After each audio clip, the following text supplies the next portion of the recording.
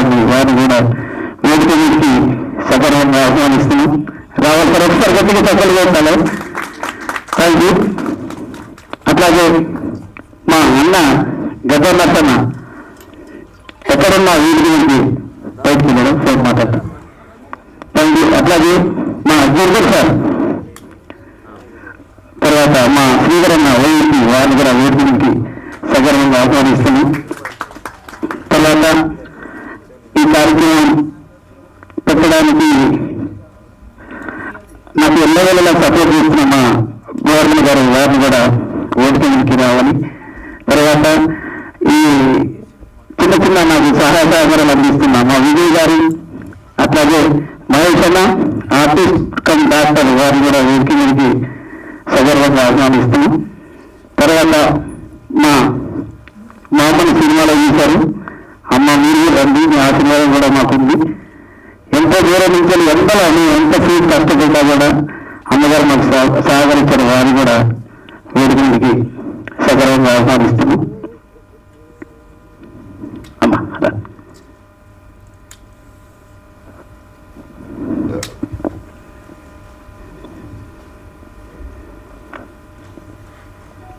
ఇదేనా మహేష్ గారు రండి. మహేష్ రండి ఒకసారి. ఇదేనా రండి, మీరు కూడా నాకు సపోర్ట్ చేశారన్నా. ఒక్క రోజులో నా ఉన్నతం ఉంది. అట్లాగే అనంత నక్కలపల్లి గారు వారు రావాలి, కానీ వారు కూడా చాలా సపోర్ట్ చేశారు. వారు కూడా ప్రత్యేకంగా ధన్యవాదాలు. అన్న మీరు 2 నిమిషాలు వెళ్తే ఒకసారి వీరి గురించి ఒకసారి అన్న పాటకి కూడా, ఎందుకంటే చాలా పాటలు ఉన్నాయి, దాంట్లో ఒకసారి గట్టిగా పక్కన పెట్టాలి అన్నగారికి.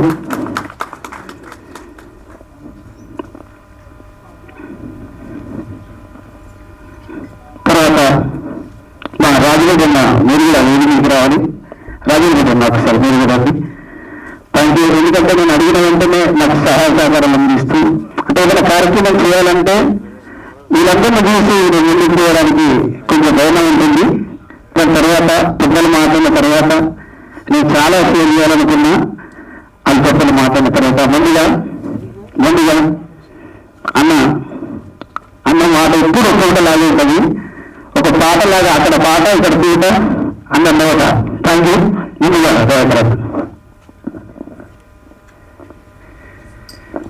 గిరికి ప్రత్యేక అభినందనలు చాలా. ఎందుకంటే ఆ మూవీ అంటే ఎట్లా తీస్తాడో ఏమో అని చెప్పి నేను కూడా భయపడ్డా ఫస్ట్. అంటే ఆ మూవీ మీన్స్ ఒక డాక్యుమెంటరీ తీయడానికి సరే పెద్ద పెద్ద మైండ్లు మీ వెనుక ఉన్నప్పటికీ కూడా దాన్ని స్క్రీన్ ప్లే బోర్ కొట్టకుండా చాలా మంచిగా తీసినందుకు ప్రత్యేకంగా మీ యూనిట్కి కూడా నేను శుభాకాంక్షలు తెలియజేస్తున్నాను. ఎందుకంటే మొట్టమొదలు రేవంత్ రెడ్డి గారి జీవిత చరిత్రను పెద్ద ఎత్తున చేయాలన్న ఒక ఆలోచనతో నేను ఒక ప్రయత్నం చేసిన, కానీ ముఖ్యమంత్రి గారి అనుమతి రాలేదు కాబట్టి నేను దాన్ని వాయిదా వేసిన తాత్కాలికంగా. కానీ దీన్ని ఏదో బయోపిక్ లాగా మొదలుపెట్టిన తాను చేసిన ప్రభుత్వ కార్యక్రమాల్ని ఎంతో ఉపయోగకరంగా ఈ డాక్యుమెంటరీలో ఈ ఫిల్మ్లో మీరు తీసినందుకు ఇది తెలంగాణ రాష్ట్ర ప్రజలకు కూడా ఎక్కువ చేరాలని చెప్పి నేను వేదిక మీద ఉన్న పెద్దలకు, వేదిక ముందు ఉన్న పెద్దలకు కూడా నేను తెలియజేస్తున్నాను. ఎందుకంటే దాంట్లో ఒక కంటెంట్ ఉంది. సోషల్ మీడియా చూస్తే సమాచారం రావాలి, కానీ సోషల్ మీడియాతో నెగిటివ్ ప్రచారం చేసిన పరిస్థితిని మీరు ఈ మీడియా ద్వారా మీరు దాన్ని అందరికీ మళ్ళీ ఒకసారి గుర్తు, మీరు ఆర్డర్ ఆఫ్ మెరిట్లో ఒక్కొక్కటి తీసుకొస్తా ఉంటే ఇన్ని పనులు చేసింది మా ప్రభుత్వం కదా అని చెప్పి మాకు కూడా, ఎందుకంటే నిరంతరం మీడియాలో ఉండే మాకు కూడా మీరు ఒక సూచిలాగా ఈ డాక్యుమెంటరీని తీసిండ్రు. కాబట్టి ప్రభుత్వ పెద్దలకు నేను దీని ద్వారా విజ్ఞప్తి చేసేది ఏంటి వేదిక ద్వారా అంటే, ఇలాంటి మంచి కార్యక్రమాల్ని మరుగునబడే విధంగా చేస్తున్న వాటికి మళ్ళొక్కసారి సమాధానం చెప్పే విధంగా దీని యొక్క సోషల్ మీడియా క్లిప్స్ అన్నిటిని కూడా మనం రిలీజ్ చేస్తే ప్రజలకు చేరువ అవుతాయి అని చెప్పి నేను భావిస్తున్నా. సరే, నర్సన్ వచ్చినాక ఆయన పాటలు వినలేదు, కానీ ముందు నుంచి ఆయన పాటలు వస్తూనే ఉన్నాయి. ఈ తెలుగు రాష్ట్రాల్లో మనోడు చాలా ప్రజా ఉపయోగకరమైన నాయకులకు తన యొక్క గొంతును అందించడంతో పాటు మంచి మంచి పాటలు ఇస్తున్న పరిస్థితి. దీంట్లో ఆ పాటల ప్రమేయాన్ని కూడా మంచిగా చూపించిండ్రు. కానీ అంటే ఏదో ప్రాబ్లం అని కాదు, దీన్ని ఎట్లా ప్రజలకు తీసుకుపోవాలనేది ఇప్పుడు ఆలోచన నాకు ఇక్కడ చూసినాక మెరమెర అంటున్నది. ఇదొక మూవీ లాగానే, ఎంటర్టైన్మెంట్ లాగానే ఉంటూనే సమాచారాన్ని ఇచ్చినందుకు దీన్ని ప్రజల్లోకి తీసుకుపోయే ప్రయత్నంలో ఐఎన్పిఆర్ కానీ మిగతా శాఖలను ఎట్లా చేసి దీన్ని ముందుకు తీసుకుపోవాలని ఒక ప్రయత్నం ఆలోచిస్తాం. డెఫినెట్గా ముఖ్యమంత్రి గారికి కలిసినప్పుడు ఈ అంశాలను కూడా, ఆయనకి ఏంటంటే ఆయన గురించి ఆయన చెప్పుకోవడం ఇష్టం ఉండదు, కనీసం బర్త్డే చేసుకోవడం కూడా ఇష్టం ఉండదు, లేకపోతే డబ్బా కొట్టుకోవడం అసలు ఇష్టం ఉండదు. కాకపోతే ఆయన ఒక ప్రధానమైన పదవిలో ఉన్నాడు. తను చేస్తున్న మంచి పనులు నేను కొన్నిసార్లు అంటుంటా, మన ఊర్లే మన పెద్ద కమ్మర ఆయన రోజు ఒక మంచి వస్తువు తయారు చేసి ఊరికి ఇస్తుంటాడు. 10 రోజుల కింద తయారు చేసింది ఎందుకు చెప్పమంటే చెప్పలేడు. అట్లా రోజుకు ఒక్కొక్క కొత్త పథకం, కొత్త ఆలోచనలు ప్రజాస్వామ్యాన్ని ఇనుమడింపజేసే విధంగా ఒక సామాన్య గ్రామీణ యువకుడు నాయకుడైతే, ఒక యోధుడైతే ఎట్లా ఉంటుందో ఆయన చేసుకుంటూ పోతున్న క్రమాన్ని అప్పుడప్పుడు మేము గుర్తు చేస్తుంటాం. అది మంచిగా అనిపించిందా, అది మంచిగా ఉందా అని చెప్తుంటాడు. ఫీడ్బ్యాక్ కూడా తీసుకుంటాడు. చేసుకుంటా పోతున్న పనులన్నిటి కూడా మీరు నెవరేసినట్టే నాకు దీంట్లో కనపడ్డది. తర్వాత భారత్ ఫ్యూచర్ సిటీ గురించి కూడా మన సామాన్య ప్రజానికి ఏంటంటే అదేందో ఫ్యూచర్ సిటీ అంటే అదేందో అమెరికా లెక్క అక్కడిక్కడ అవుతుందట అని అంటే, దానివల్ల ఎంత ఉపయోగం మనకు ఉంటుందో కూడా భవిష్యత్తులో చెప్పే ప్రయత్నం చేద్దాం. దీంట్లో మీరు టచ్ చేసిన పరిస్థితి ఉన్నది. కానీ ఒక హార్ట్ టచింగ్ ఏంటంటే, శ్రీనివాస్ గారు నేను ఆ పాట అందశ్రీ గారి పాట విషయంలో ఆయన కోరిండు. ఆయన ప్రత్యేకించి మన తెలంగాణలో గాయకులు ఉన్నారు, మన తెలంగాణలో మంచి మ్యూజిక్ డైరెక్టర్లు ఉన్నా కూడా ఆ రోజు వారి కోరిక మేరకే కీరవాణి గారిని వారే కోఆర్డినేట్ చేసి, శ్రీనివాస్ గారు కోఆర్డినేట్ చేసి, తర్వాత ముఖ్యమంత్రి గారు చెప్పిండు, అందశ్రీ గారు ఏం చెప్తాడో అది చేయండి, ఇక మన మైండ్ పెట్టవద్దు, మనం ఏం చేయవద్దు. అది ఆయన తెలంగాణకు ఇచ్చిన ఒక బహుమతిని, దాన్ని యాజ్ ఇట్ ఈస్గా మనం ఆయన చెప్పినట్టు చేద్దామని చెప్పిందంటే మా పాత్ర కూడా ఉన్నందుకు మేము కూడా గర్వపడతాం నిజంగా కూడా. కానీ నా దృష్టిలో ఇంత పెద్ద ఎత్తున కార్యక్రమం అమ్మ సన్న బియ్యం నుంచి మొదలుపెట్టింది. సన్న బియ్యం నుంచి ఇదే కూడా వెనకటికి ఎప్పుడో ఒక సినిమాలు ఉండేనట, సన్న బియ్యం తెచ్చి పెడతా అని చెప్పి పాటలలో ఉంటుండేనట, ఎప్పుడో 50-60 సంవత్సరాల క్రితం ఎన్టీఆర్ సినిమాల. కానీ ఇప్పుడు సన్న బియ్యం అనేది ప్రతి వాళ్ళకు కూడా అందించిన చరిత్ర. ఎన్టీఆర్ అనగానే బియ్యం గుర్తొస్తే, 2 రూపాయల కిలో బియ్యం గుర్తొస్తే, రేవంత్ రెడ్డి గారు అనగానే సన్న బియ్యం గుర్తొచ్చే పరిస్థితి ఈరోజు తెలంగాణలో వచ్చింది. ఇప్పుడు ఉద్యోగాల విషయంలో 67,000 పైచిలకు ఉద్యోగాలు మనం వేసినప్పుడు కూడా నిరుద్యోగ యువతలో కొంత ఇంకా ఇవ్వాలనే ఆలోచన ఉంది. దాని మీద కూడా చర్చ జరుగుతుంది. దాన్ని కూడా మీరు ప్రత్యేకంగా మీటింగ్ కూడా ఎంత వైబ్ ఉండే ఆ రోజు అంటే అందరం ఉన్నాం ఆ రోజు మీటింగ్లో. ముఖ్యమంత్రి గారు మాట్లాడుతుండగా మొత్తం అందరు లేచి ఫస్ట్ చప్పట్లు కొట్టడం ఒకటేసారి, అంటే అది ఊహించని ఒక పరిణామం. అంటే అది సంతోషం విద్యార్థుల్లో ఉన్న పరిస్థితి. కాబట్టి ఇలాంటి మాధ్యమాల ద్వారా ప్రజాప్రభుత్వం, ప్రజా పాలనకు సంబంధించిన అంశాలను ఇన్ఫోటైన్మెంట్గా మీరు చేస్తున్నందుకు ఈ టీం భవిష్యత్తులో మరిన్ని ఇలాంటి కార్యక్రమాలు చేయాలి.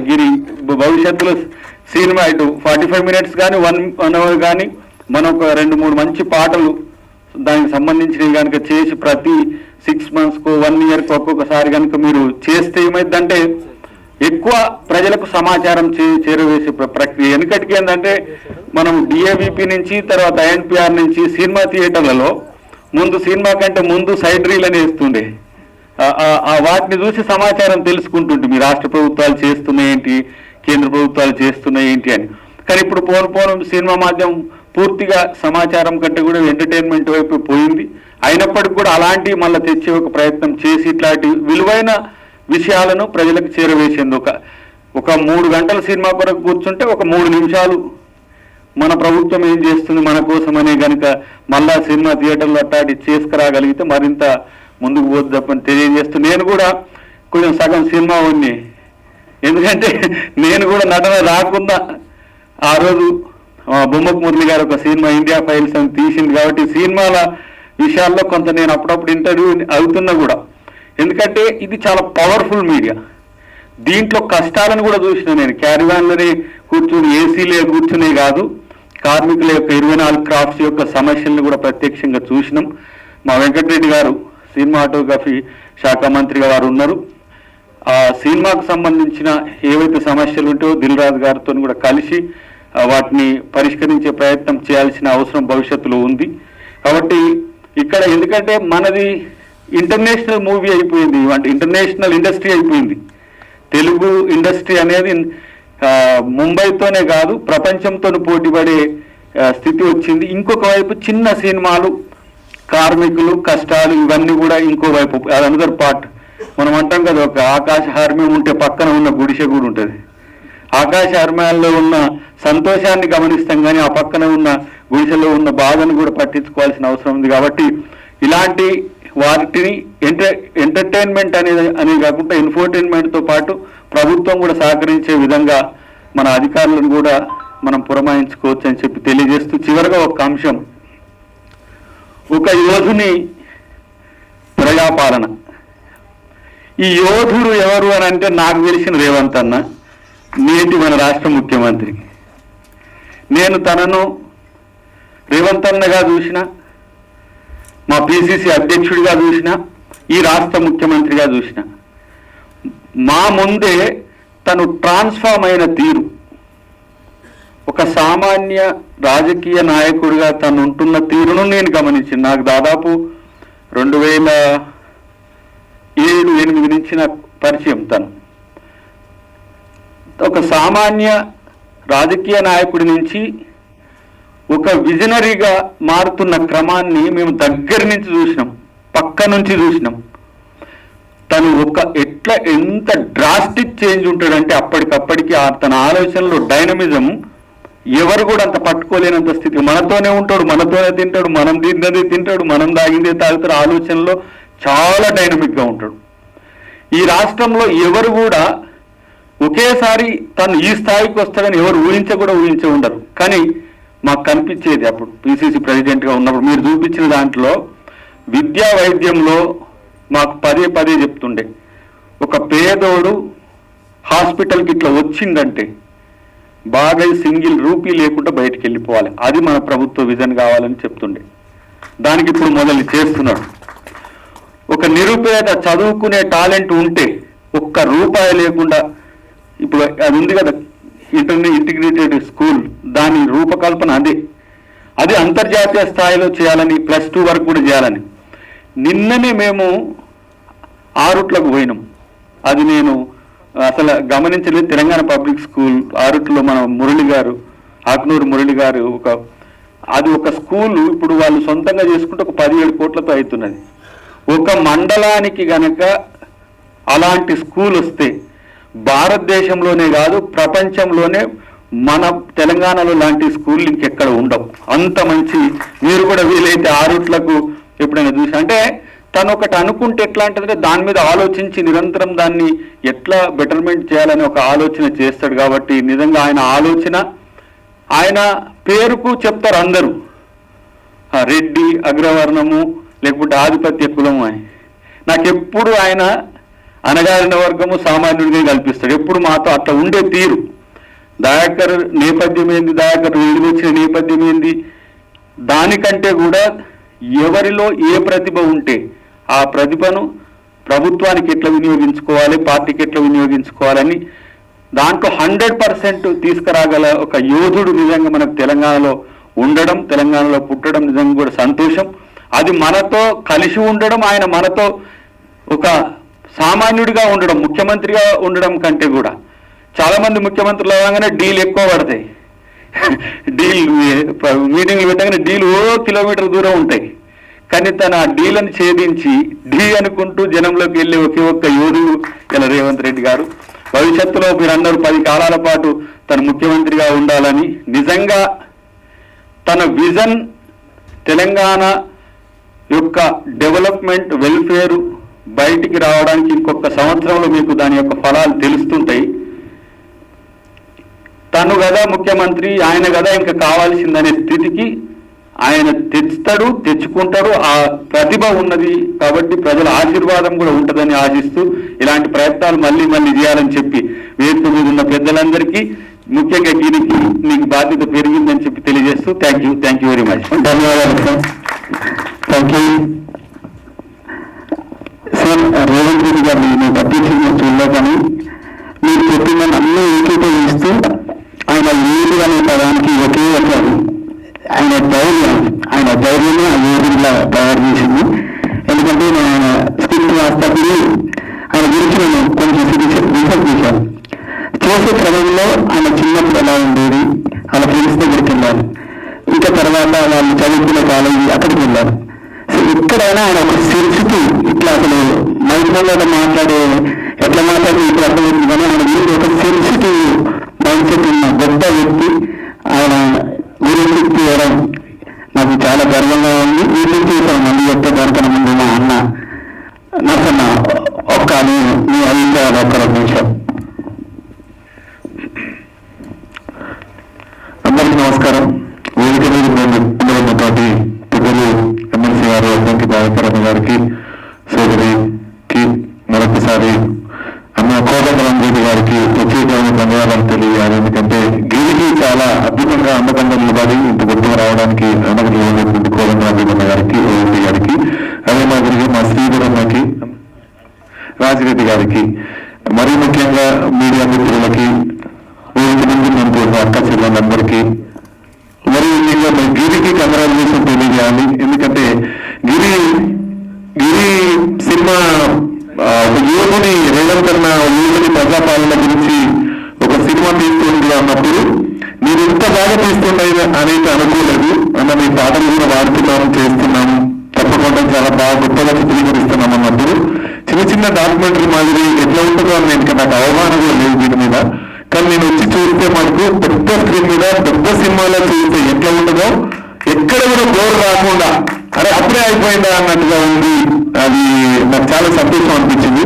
కానీ అద్దెకి డయాగ్రామ్ నాకు చెప్పేది ఏంటంటే, ఒక యుద్ధ వీరుడి కథ, ఒక పోరాట యోగుడి కథ, ఒక దోపిడీ పాలన అర్థం చేసినటువంటి ఒక యుద్ధ వీరుడి కథను చేయడానికి రాష్ట్రంలో ఉన్న మంత్రులు ఏమైంది, ఇక్కడ ఉన్న ఎమ్మెల్యేలు ఎందుకు రాలేదన్నా, రావాలన్నా, అందరూ వస్తే బాగుంటుంది. ఇదే షో మళ్ళీ ఒకసారి పెద్ద హాల్ తీసుకొని క్యాబినెట్ అందరూ, ఎమ్మెల్యేలు అందరూ ఆ యువకుని కథ వినాల్సిందిగా నాకు మనస్ఫూర్తిగా ఉంది. ఎందుకంటే ఈ పాటలో నన్ను ఈ మూవీలో నా పాటల్ని ఇన్వాల్వ్ చేసినందుకు మరీ ముఖ్యంగా గిరికి థ్యాంక్స్ తెలియజేయాలి. అందులో మరి ఏమేం పాటలు ఇది వాడారా? 3 రంగుల జెండా. 3 రంగుల జెండా తర్వాత ఈ మధ్య కాలంలో రంగు రంగులు వద్దిన చేతితోనే, రంగు రంగులు వద్దిన చేతితోనే, ఆ చేతితోనే 3 రంగుల చెండనెగరేసినాడే, ఎగరేసినాడో గర్వమెక్కిన గడికి గుండైనాడే, దండైనాడో. ఇటువంటి గొప్ప పాట కూడా ఈ మధ్య కాలంలో రేవంత్ అన్నకి ఇవ్వడం జరిగింది. ఇంకొక సాంగ్ లో నిప్పులు గుండెల్లో మోస్తున్నదే రేవంత్ అన్న, తన తిప్పలు దేవునికే తెలుసునే రేవంత్ అన్న, బలిదానాలేమైనయి భగవంతులు ఎవరైనారు, ఎన్ని తలలు ఈ నేల రాలి తొక్క తలకు పోరు వచ్చారా. ఇటువంటి రెండో సాంగ్ కూడా చేయడం జరిగింది. ఇట్లా ఒక గవర్నమెంట్ వచ్చిన తర్వాత ఒక 5 సాంగ్స్ వేయడం జరిగింది. ఎందుకంటే పాటకు ఉన్నటువంటి మన తెలంగాణ పల్లెల్లో మరీ ముఖ్యంగా వీటి విజువల్స్ తోనే ఒక వీరుడి కథ వచ్చినప్పుడు ప్రజలు గుండెల్లో పెట్టుకుంటారు.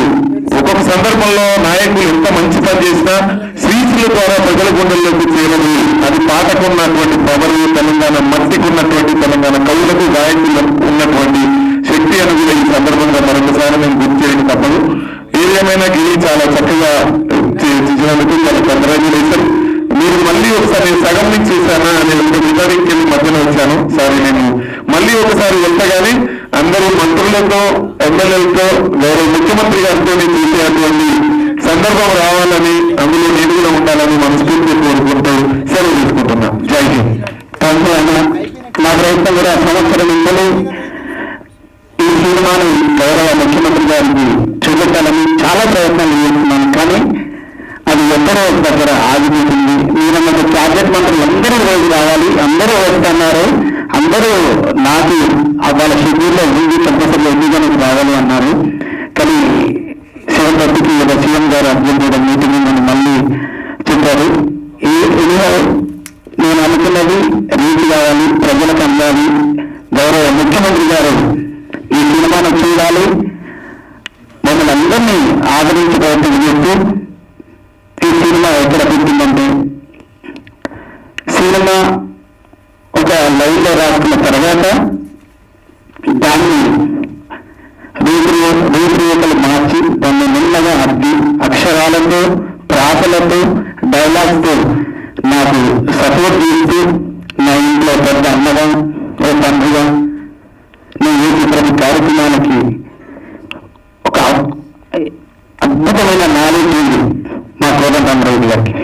అసలు ఒక శనిగా అంటారు కదా సార్, శనిగా అంటే ఇసుకలో పేరుతా ఉంటే ఎట్లా వస్తుందో ఆయన దగ్గర కూర్చుంటే విపరీతమైన జ్ఞానం, ఎక్కడెక్కడో జ్ఞానం. అసలు ఆయన దగ్గర ఆ జ్ఞానం 4 గోడల మధ్యన ఉండకూడదు సార్ అనే ఉద్దేశంతోనే ఆయన దగ్గర జ్ఞానం నా మాటలు రాసి ఇప్పుడు ముందుకు వచ్చిన వారి నోట మీ అభిప్రాయం సార్ ప్లీజ్.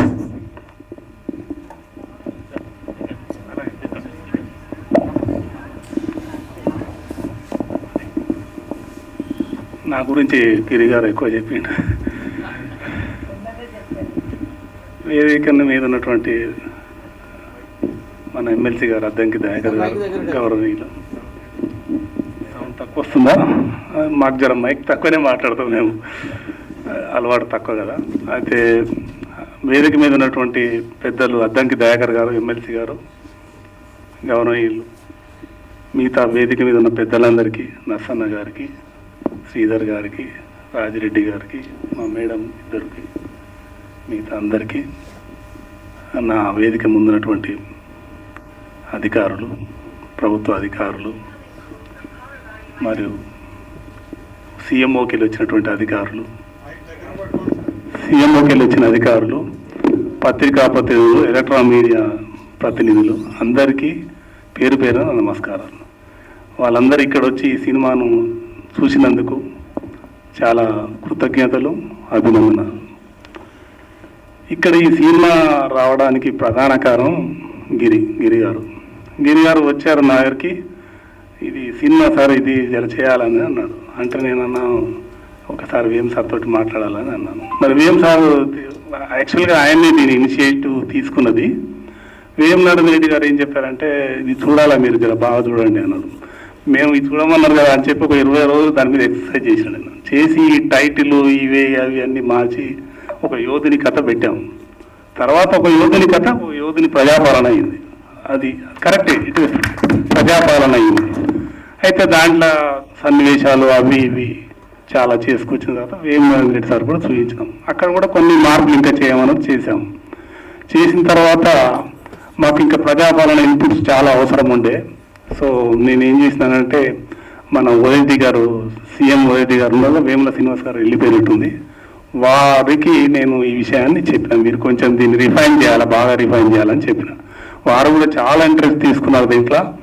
వారు లేరు ఇక్కడ, కానీ చాలా ఇంట్రెస్ట్ తీసుకొని చాలా చేసినారు ఆయన.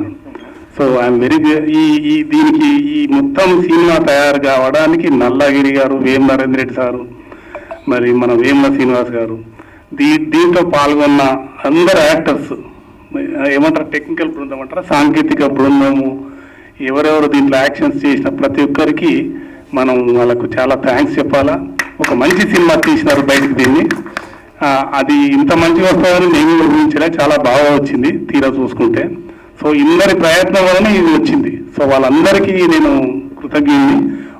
అయితే ఇక్కడ ఒక యోధుడు అనేది ఎందుకు వచ్చింది అంటే, ఇది నిజంగా చెప్పాలంటే ఒక యోధుడు అంటే ఇప్పుడు రేవంత్ రెడ్డి గారి ఒక్కరి గురించి కాదు. ఇది ఎందుకు యోధుడు అయింది అని అంటే, ఆయన కొన్ని లక్షణాలు ఉన్నాయి.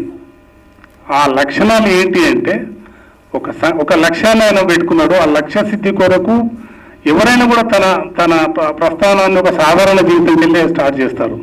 సాధారణంకెళ్ళి ఒక అసాధారణమైనటువంటి శిఖరాలకు పోవాలంటే ఎన్నో కష్టాలు పడాలి. దీనికి సంకల్పం ఉండాలా, దక్షత ఉండాలా, అన్నిటికి మించి ధైర్యం కూడా కావాలా.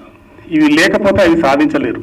కనుక ఎవరైనా కూడా వాళ్ళ వాళ్ళ వృత్తులలో ఏ వృత్తి అయినా సరే, ఒక సైంటిస్ట్ అయినా సరే, ఒక ఏదైనా సరే వాళ్ళ వృత్తిలో వాళ్ళు ఒకటి అనుకున్న పని చేయాలంటే ఈ క్వాలిటీస్ ఉండాల్సిందే. ఉంటేనే ఆ ఉన్నత శిఖరాలను పోతారు, లేకపోతే పోలేరు. ఆ విధంగా ఎవరైనా యువకులు కానీ ఎవరైనా కూడా వాళ్ళు ఒక ప్రేరణగా ఇది తీసుకోవచ్చు అని నేను అంటాను. ఎందుకంటే రేవంత్ రెడ్డి గారు కూడా ఎప్పుడో చెప్పారు నేను సీఎం అవుతా అని.